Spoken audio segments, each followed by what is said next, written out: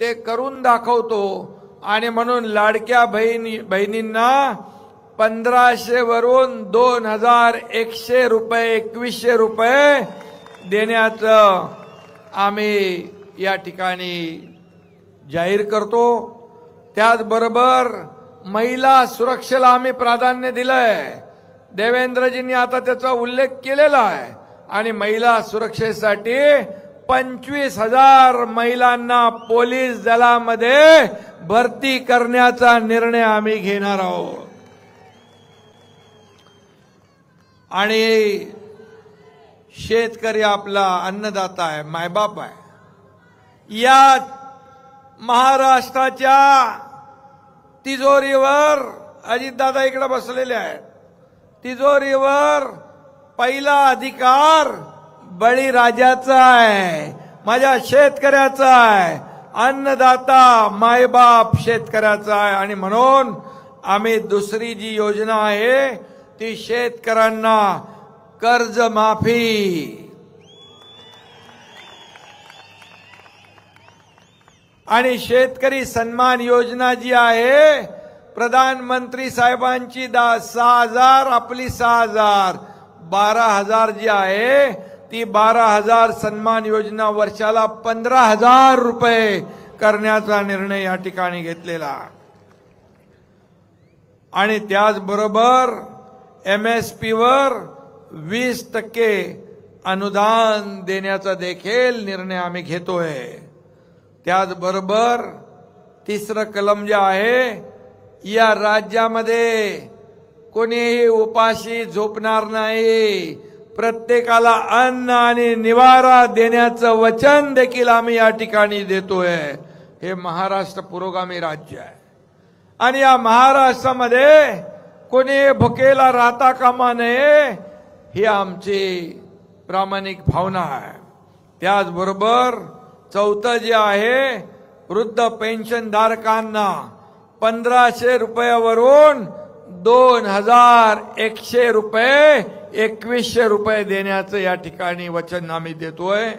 त्याचबरोबर पाचवी जी आहे ही जसं बाळासाहेबांनी 1995 मध्ये जीवनावश्यक वस्तूंच्या किमती स्थिर ठेवण्याचा निर्णय घेतला होता, ते देखील आम्ही त्याची पुनरावृत्ती या ठिकाणी करतोय। बांधवांनो आणि भगिनींनो, त्याचबरोबर 6वं जे आमचं कलम आहे ते 25 लाख रोजगार निर्मिती। विरोधक म्हणतात नोकऱ्या बेकारी, अरे सरकारने आपल्या 10 लाख लोकांना प्रशिक्षण भत्ता देण्याचा निर्णय घेणारं देशातलं पहिलं राज्य आहे आपलं, आणि त्यामध्ये 25 लाख रोजगार निर्मिती, तसेच 10 लाख विद्यार्थ्यांना 10,000 रुपये महिन्याला विद्या वेतन म्हणजे स्टायपंड देण्याचा देखील निर्णय आपण घेतोय।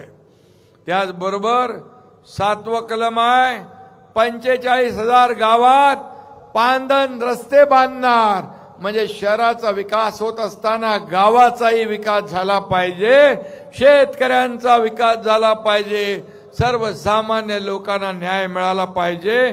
त्यासाठी राज्यातील ग्रामीण भागात पांदन रस्ते बांधण्याचा निर्णय आपण घेतोय। 8वं कलम आहे, अंगणवाडी आणि आशा सेविकांना रुपये 15,000 आणि सुरक्षा कवच देण्याचा आपण निर्णय घेतलाय। त्यांना विमा सुरक्षा कवच देण्याचा निर्णय आणि महिन्याला 15,000 रुपये वेतन जे काय अनुदान आहे। त्याचबरोबर 9 जे आहे हे सर्वसामान्यांसाठी, मग अगदी गरिबापासून मध्यमवर्गीयापासून सगळ्यांनाच हे लाभदायक होईल। वीज बिलामध्ये 30% कपात करण्याचा निर्णय आपण या ठिकाणी घेतोय। यामध्ये सौर आणि अक्षय ऊर्जेवर भर देण्याचा निर्णय आपण घेतलाय। आता मगाशी अजितदादांनी सांगितलं शेतकऱ्यांना आपण दिवसा वीज देण्याचा निर्णय आपण घेतलाय, त्यासाठी या बिलाचं देखील शेतकऱ्यांना तर आपण अगोदरच 7.5 HP पंप चालवणाऱ्या शेतकऱ्यांना वीज बिल माफ करण्याचा निर्णय ऑलरेडी घेतला आहे. 0000 बिल आता सुरू झालेलं आहे. त्यामुळे आम्ही जे बोलतो ते करतो. आणि त्याचबरोबर 10वं जे आहे सरकार आपलं स्थापनेनंतर विजन महाराष्ट्र 2029 हे 100 दिवसाच्या आत सादर करण्याचं देखील या ठिकाणी वचन आपल्या या 10 कलमी कार्यक्रमामध्ये आहे. आणि म्हणून मी आपल्याला एवढंच सांगतो, हे फक्त ट्रेलर आहे. सविस्तर वचननामा आपला लवकरच आपल्या समोर येईल. परंतु हे जे करण्याचं धाडस आपल्या सरकारने दाखवलंय, कारण हे सरकार सर्वसामान्यांचं आहे. सर्वसामान्य गोरगरिबांचं हे सरकार आहे. आणि या गोरगरिबांच्या सरकारमध्ये लाडकी बहीण योजना आम्ही सुरू केली. मुख्यमंत्री माझी लाडकी बहीण योजना, युवा प्रशिक्षण योजना, मुलींचं मोफत शिक्षण, डॉक्टर, इंजिनियर, वकील ज्यांना व्हायचं आहे त्यांना देखील पूर्ण मोफत शिक्षण देण्याचा निर्णय आपण घेतला. शेतकऱ्यांसाठी आपण निर्णय घेतला. आज लेक लाडकी लखपती योजना आपण घेतली. आज अनेक निर्णय आपल्या सरकारने घेतलेत. लेक लाडकी लखपती योजना, मुलीचा जन्म झाला 5,000, मुलगी पहिलीत गेली 6,000, मुलगी 5वीत गेली 7,000, मुलगी 11वीत गेली 8,000 आणि त्या मुलीचं 18 वर्ष झाल्यावर 1,00,000 रुपये तिच्या खात्यामध्ये जमा होणार. हे सरकारचं काम आहे. हे सरकारचं काम आहे. आणि लाडक्या बहीण योजनेला कोर्टामध्ये आव्हान दिलं, मुंबई उच्च न्यायालयाने फटकारलं. आता नागपूरला कोणतरी गेलाय, काहीतरी नाव आहे त्याचं, वडपल्लीवार, आणि तो काँग्रेसचा आहे, महाविकास आघाडीचा आहे. पहिले तर म्हणाले ही काय 1,500 रुपये भीक देत आहे का, 1,500 रुपये लाच देत आहे का, 1,500 रुपयांनी विकत घेत आहे का. अरे माझ्या लाडक्या बहिणींच्या बद्दल बोलताना तरी तुम्हाला जनाची नाही तर मनाची तरी वाटली पाहिजे होती. खरं म्हणजे या ठिकाणी आपल्याला मी सांगू इच्छितो, अजित दादांनी सांगितलं, देवेंद्रजींनी पण सांगितलं आणि मी सांगतो, कुणाचाही मायका लाल आला तरी सुद्धा लाडकी बहीण योजना बंद होणार नाही. ही वाढत जाईल, वाढत जाईल. मी जे म्हणत होतो ते आज आम्ही खऱ्या अर्थाने या जाहीरनाम्यात देखील आम्ही दिलेला आहे. आणि आम्ही एवढ्यावर थांबणार नाही.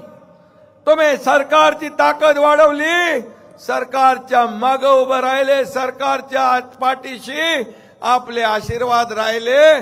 तुम्हाला देताना सरकार हात आकडता घेणार नाही. सोन्याचा चमचा घेऊन जन्माला आलेले, पैशांच्या राशीत लोळण घेणाऱ्यांना 1,500ची किंमत कळणार नाही. पण सर्वसामान्य कुटुंबातल्या प्रत्येक माझ्या माता भगिनींना किंमत आहे, कळते आहे. आज त्यांना एक आर्थिक स्वातंत्र्य मिळाले, स्वतःच्या हक्काचे पैसे त्यांच्या खात्यात मिळू लागलेत. आज आमच्या महिला भगिनींना मान सन्मान वाढलाय, त्यांचा आत्मनिर्भर त्यांना करतोय. मोदीजी देखील लखपती दीदी, ड्रोन दीदी, जनधन योजना, स्वनिधी, कितीतरी योजना त्यांनी केल्या. या कशासाठी? की या महिलांना आत्मनिर्भर करण्यासाठी, महिलांना आत्मसन्मान मिळवून देण्यासाठी. आणि म्हणून आम्ही देखील अनेक योजना केल्या. त्या योजना, डबल इंजिनचं सरकार आहे, केंद्र आम्हाला मदत करते. केंद्राकडे आम्ही जातो, तिकडे जातो तर म्हणतात दिल्लीला जाता, दिल्लीला तुम्ही जाता, मला मुख्यमंत्री करा, मला मुख्यमंत्री करा, मला चेहरा बनवा. अरे तुमच्या आघाडीच्याच लोकांना तुमचा चेहरा चालत नाही तर महाराष्ट्राला कसं चालेल? आम्ही जातो महाराष्ट्रासाठी निधी आणण्यासाठी, रस्त्यांसाठी, रेल्वेसाठी, अनेक योजनांसाठी. आणि म्हणून डबल इंजिन, डबल गॅरंटी हा जो काय आम्हाला तिकडे जाण्यामध्ये कुठलाही कमीपणा वाटण्याचं कारण नाही. कारण आम्ही पैसे आमच्यासाठी नाही मागत, आम्ही या राज्याच्या विकासासाठी मागतोय. आज मराठवाडा वॉटर ग्रीड असेल, दुष्काळ मुक्त करण्यासाठी असेल, तुमचं पंचगंगेचं प्रदूषण कमी करण्यासाठी असेल, पंचगंगेचा महापूर बंद करण्यासाठी देखील केंद्र सरकार मोदीजी आपल्याला मदत करणार आहेत. मग का नाही जायचं आम्ही? तुमच्यासारखं तिकडे लोटांगण घालायला जात नाही. आणि म्हणून या ठिकाणी मी आपल्याला एवढंच सांगतो, या राज्यामध्ये आज 2.5 वर्षाचा कालावधी बघा. 2.5 वर्षात तुम्ही काय केलं आणि 2-2.25 वर्षात महायुतीने काय केलं? होऊन जाऊ द्या. दूध का दूध, पाणी का पाणी द्या. आम्ही हिशोब द्यायला तयार आहोत. तुम्ही जाहीर चर्चा करा, तुम्ही काय केलं? अरे तुम्ही सगळे प्रकल्प बंद पाडले. जलयुक्त शिवार देवेंद्रजींनी सुरू केली, शेतकऱ्यांना ती बंद केली, त्याची चौकशी लावली. मेट्रो बंद केली, समृद्धी बंद केला. सगळे प्रकल्प स्पीड ब्रेकर घालण्याचं काम केलं. पण आमच्या सरकारने आल्या सुरुवात झाली. शेतकऱ्यांना त्यांच्या सरकारमध्ये अजितदादा आम्ही दोघंही होतो, परंतु निर्णय घेणारा मुख्यमंत्री असतो. आज आम्ही निर्णय घेतो. माझे दोन्ही उपमुख्यमंत्री देवेंद्रजी, अजितदादा ताबडतोब सरकार शेतकऱ्यांच्या योजना, महिला भगिनींच्या योजना, सर्वसामान्य ज्येष्ठांच्या योजना ताबडतोब आम्ही लागू करतो. बोलतो तसं करून दाखवतो. आम्हाला काय मिळेल यापेक्षा महाराष्ट्रातल्या जनतेला काय मिळेल, या महाराष्ट्रातल्या माझ्या माता भगिनींच्या जीवनामध्ये काय बदल होईल, शेतकऱ्यांच्या जीवनात काय बदल होईल, यासाठी आम्ही भांडतोय, यासाठी आम्ही प्रयत्न करतोय. आणि म्हणून आज मला आपल्याला सांगायचं आहे, 2.5 वर्ष महाविकास आघाडी सगळ्या कामात खोडा घालण्याचं काम केलं. माझ्या माता भगिनींच्या पण, महिलांच्या, माझ्या बहिणींच्या, लाडक्या बहिणींच्या योजनेत पण खोडा, तिथे शेतकऱ्यांच्या योजनेत खोडा, तिथे प्रकल्पामध्ये खोडा, सगळीकडे खोडा घालण्याचं काम केलं, बंद पाडण्याचं काम केलं.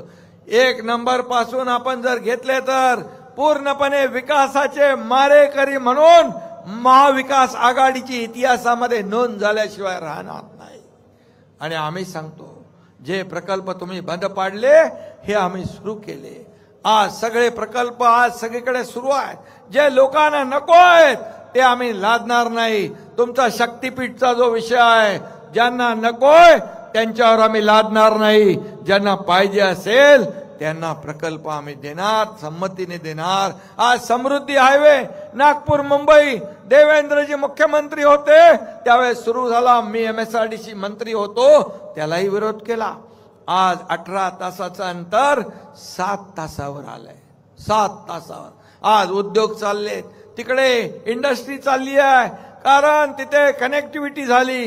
पहिलं कुत्रं जात नव्हतं, आज मल्टीनॅशनल कंपन्या आल्या, गोडाऊन आले, लॉजिस्टिक पार्क आले, टेक्सटाईल पार्क होत आहेत. हे सगळं का? कनेक्टिव्हिटीमुळे. आणि म्हणून आम्ही काय केलं आम्ही सांगतो, आम्ही रिपोर्ट कार्ड सादर केलं. रिपोर्ट कार्ड सादर करायला हिम्मत लागते, धाडस लागतं आणि त्याला काम करावं लागतं. आज मी सांगतो, जेव्हा सिंचन प्रकल्प 2.5 वर्षामध्ये 4 सुधारित प्रशासकीय मान्यता दिल्या, अजितदादा इकडे आहेत, आणि आमच्या सरकारमध्ये 124 सिंचन प्रकल्पांना मान्यता दिली. पत्रकार बांधवांना माझी विनंती आहे, मी आकडा देतोय तो लक्षात ठेवा. आणि लाखो हेक्टर जमीन ओलिताखाली आणण्याचं काम निर्णय आपल्या सरकारने घेतला. आज 1.5 लाखाची महात्मा ज्योतिबा फुले 5 लाख रुपये केले.